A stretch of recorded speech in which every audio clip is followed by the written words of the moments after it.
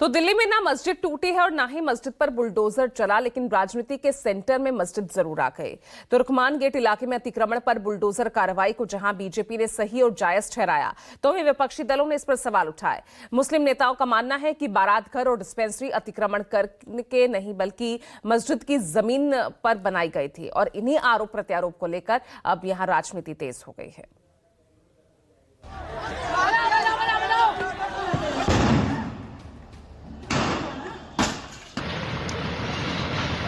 Bulldozer चला तो आज उन जगहों पर चला, उस जगह पे चला जहां पर पर्टिकुलर सिर्फ पिक एंड चूज करके टारगेट किया गया उस इलाके को। इस तरह का कोई भी डिमोलिशन या कोई भी एक्सरसाइज एक उसमें रेस्ट्रेंट की आवश्यकता होती है। सरासर गलत हुआ है। दिल्ली वक्फ बोर्ड इसमें मुलविस है, कॉम्प्लिसिट है। सरकारी जमीन पे अतिक्रमण होगा तो सरकार कार्रवाई करेगी। अवैध कब्जा है, अवैध तरीके से बिल्डिंग बनी है, वो तो जमींदोज होगी।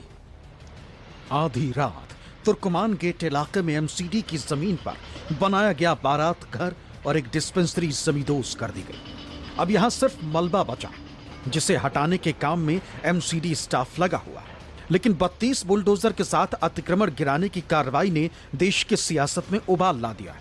यहां सबसे हैरानी की बात यह है कि कार्रवाई के दौरान न मस्जिद गिराई गई, न फैज़े इलाही मस्जिद को टच किया गया, लेकिन राजनीति के सेंटर में मस्जिद ही है। आम आदमी पार्टी और आरजेडी ने इस कार्रवाई को लेकर सवाल उठाए। शादी घर कभी नहीं है, घर तो होता है बंधा हुआ चीज। आज तक कोई शादी घर ही नहीं है, वो ओपन एरिया है। गरीब बच्चों को कभी शादी की जरूरत होती है तो मस्जिद कमेटी उस पार्क को, उस जगह को, उस ओपन एरिया को, वैसे अव्वल तो वो कब्रिस्तान वाला एरिया है और उस एरिया को खोल लेती है कभी कभार शादी कराने के लिए, लोगों के लिए।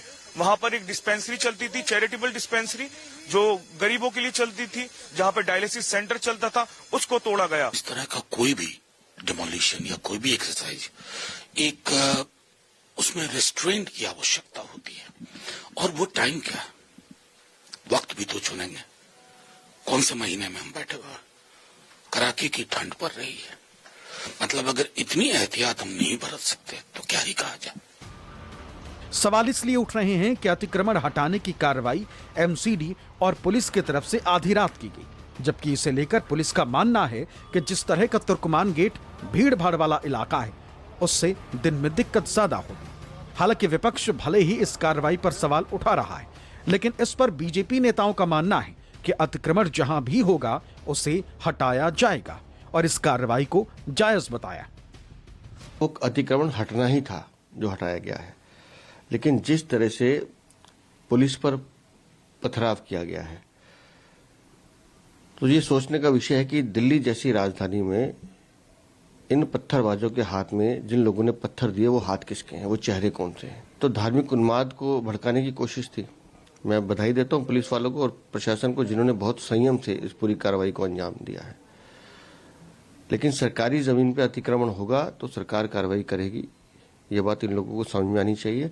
और मेरा पुलिस से एक निवेदन भी है कि जो लोग इस पूरे पथराव में शामिल हैं या जिन लोगों ने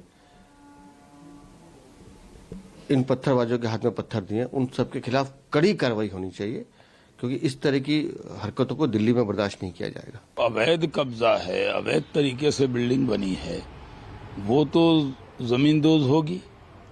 और उसमें जिस तरह वहां पत्थरबाजी की गई, ये बहुत दुखद है। दिल्ली में कहीं से भी ये स्वीकार नहीं है। दिल्ली पुलिस पर भी पत्थरबाजी की गई।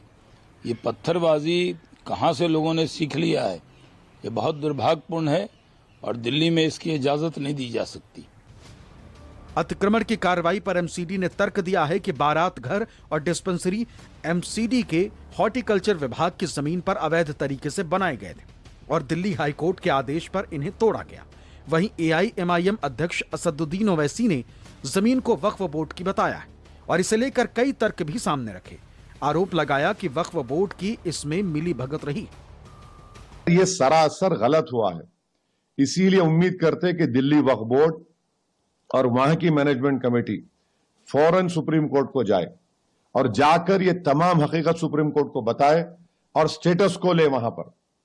ये तो गलत है बिल्कुल। अरे पूरा लिखा हुआ है इसमें, इसका रिकॉर्ड है, वक्फ फंड दिया जा रहा है और आप इस तरह का तो पूरी तरीके से दिल्ली वक्फ बोर्ड इसमें मुलविस है, कॉम्प्लिसिट है और उनकी ये नादानी नाहिली नहीं है बल्कि डेलिबरेट ये लोग आंख बंद कर लिए। और फिर ये जो जो पिटिशनर है ये तो सबको मालूम, ये लोग हर जगह जाके इस तरह की चीजों को उठा रहे।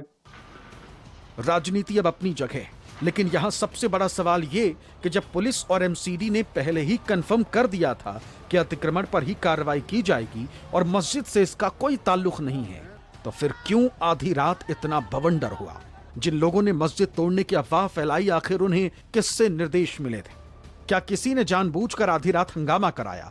दिल्ली पुलिस अब हर एंगल से इस केस की जांच कर रही है और गिरफ्तारियों का सिलसिला भी शुरू हो चुका है। दिल्ली से विमल कौशिक, राहुल प्रकाश, वरुण सिन्हा और पवन मिश्रा के साथ प्रशांत देव, न्यूज़ 24।